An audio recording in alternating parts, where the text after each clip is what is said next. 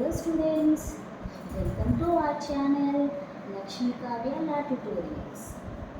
Today we are going to discussing about the second essential question relating to administrative law.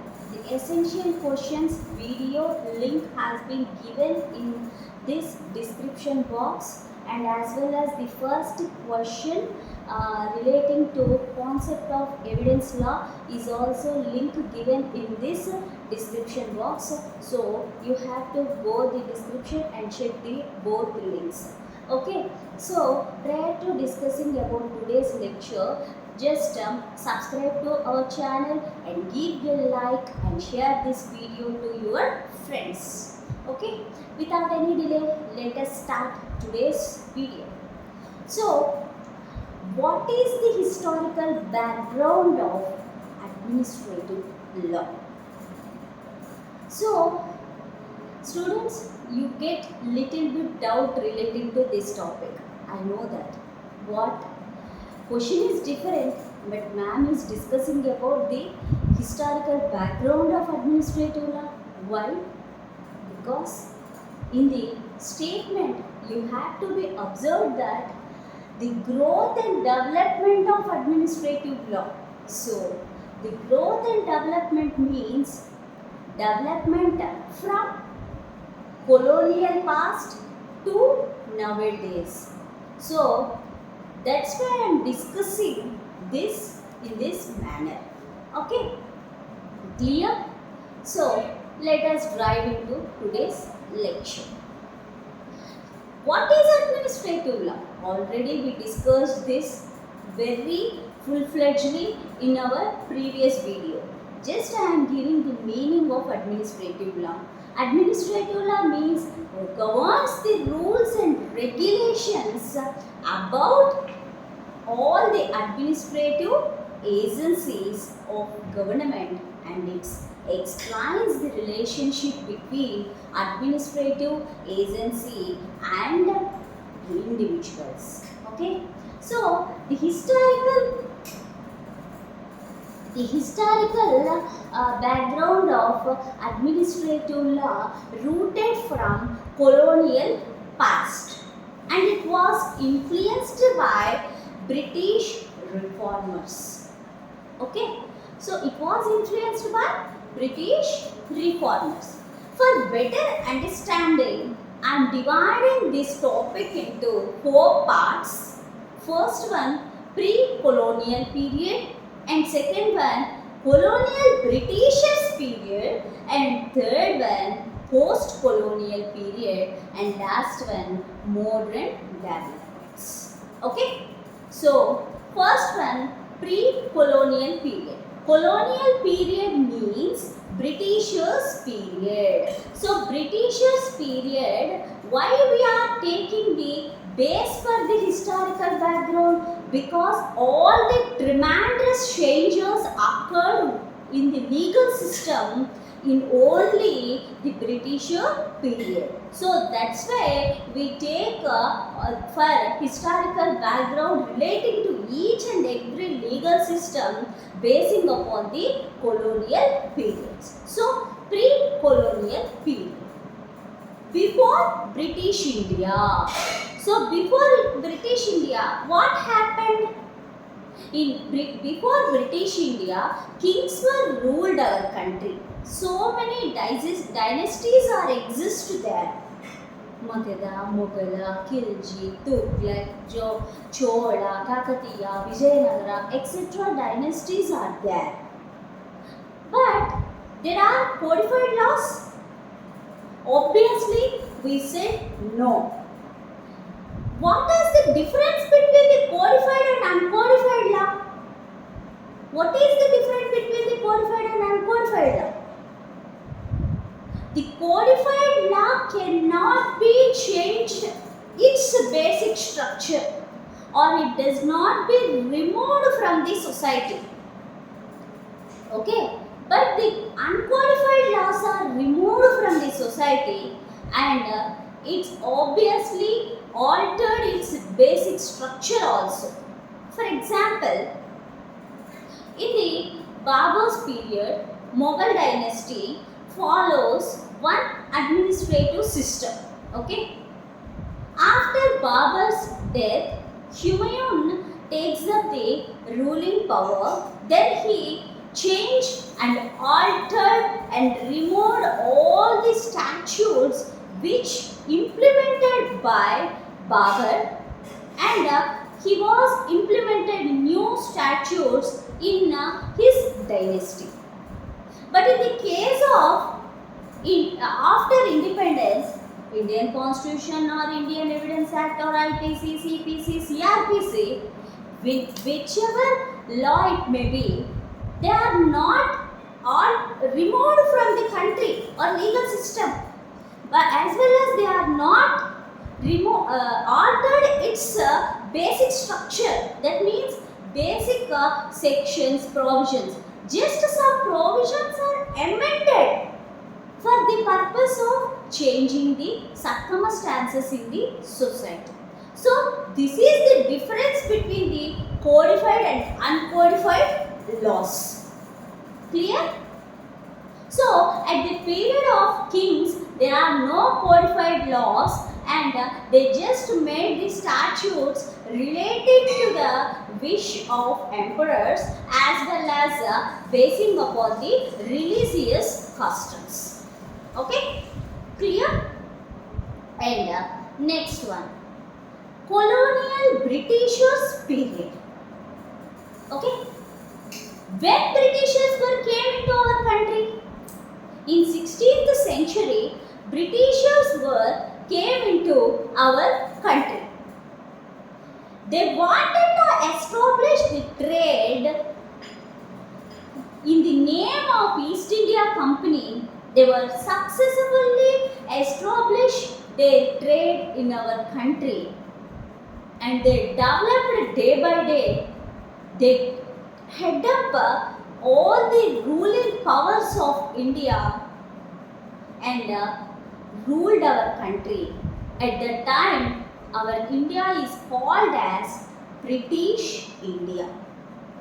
So many legal systems are introduced into our country at that time only.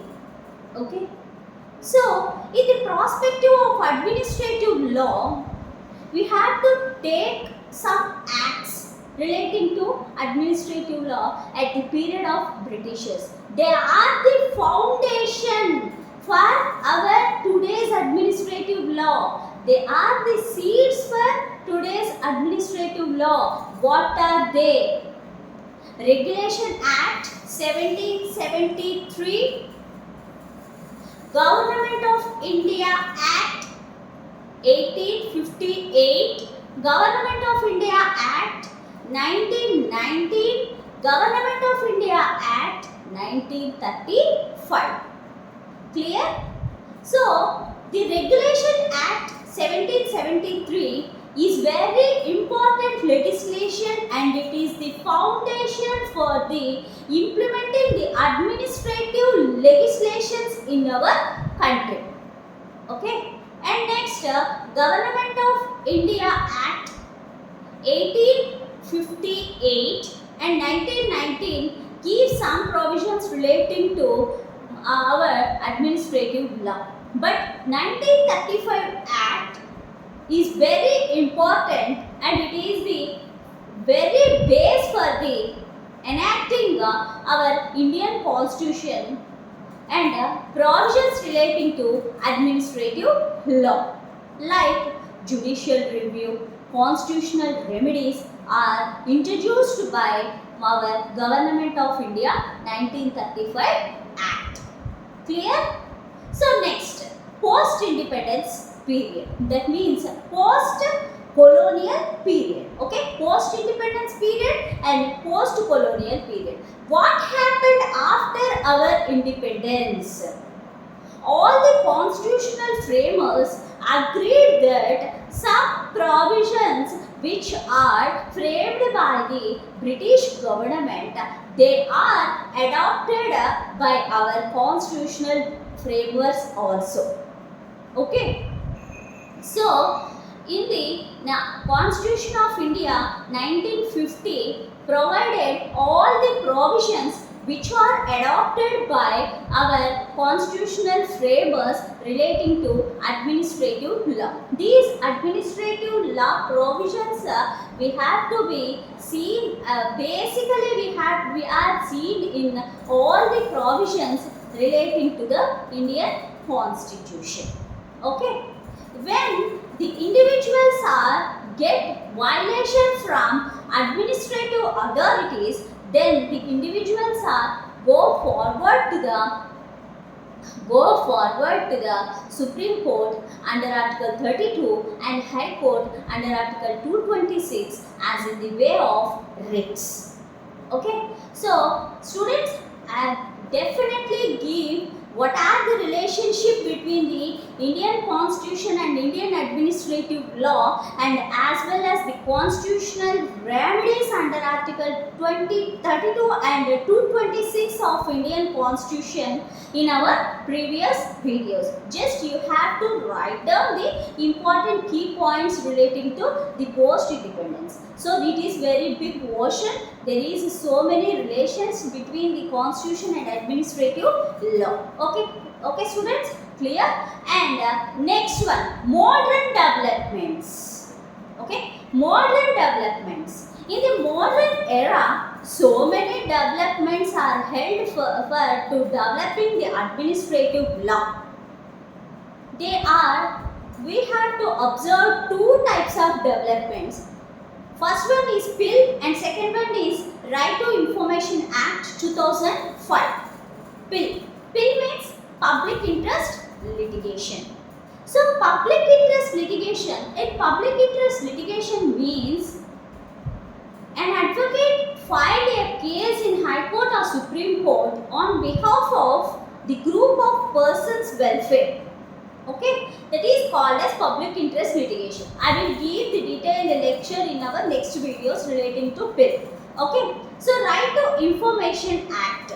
Right to Information Act is providing the transparency and accountability in the matter of administrative bodies. Administrative body must be transparent and accountable before the public. Okay, so whenever, wherever the public go to the administrative office, ask some information relating to the administration GOs or notification circulars, then the administrative authority persons are give that information to the individuals. So such right is provided by the Right to Information Act 2005. It is very tremendous development in our country. Okay, relating to administrative law. Okay, so this is the important lecture relating to historical background or development or growth of administrative law. Just I am giving the key points, students, relating to this topic because of your understanding purpose, and as well as just to memorize these points, and you have to go and attempt this question in your examination. Then write down these important points in that examination. Okay, just you don't by hearted all those things. You just by hearted the side headlines and dates of acts. Dates of acts, act titles are very important, and side headings also very important. Just you have to understand all these lecture and write your own in between with the subheadings. Okay, but you just by hearted the side subheadings which they are displaying in your notes. Okay, first one pre-colonial period, and second one colonial Britishers period, post-colonial period, and modern colonial period. In the Britishers period, there are three important acts are exist. Okay, first one, Regulating Act 1773. So 1700, in 1700 one act is there. So that act is 1773 Regulating Act. Okay, clear? And next, Government of India Acts are three: 1858, 1919, 1935. After 1773, which came after 1773? 1800. So 1800 years, the 1858 is important act. Okay. And next important date. The title is same, Government of India Act. Okay.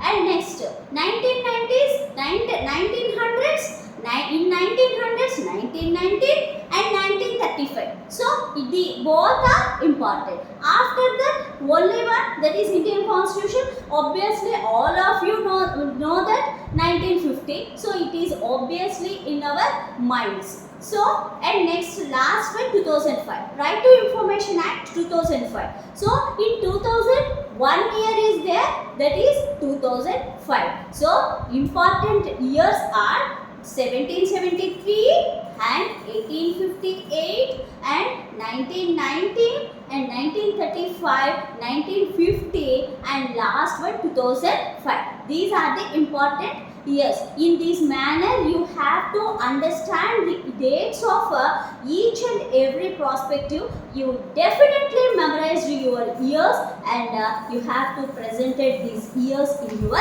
examination. So you have to look at the screen. I am giving the brief notes relating to this topic and write down that. Look at the screen.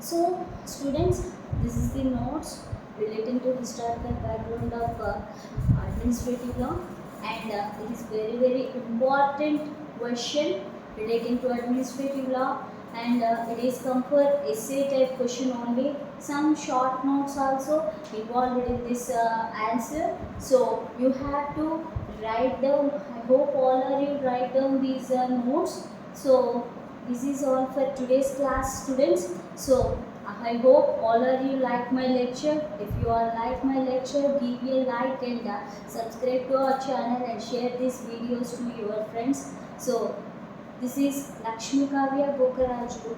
Stay tuned and signing off for today.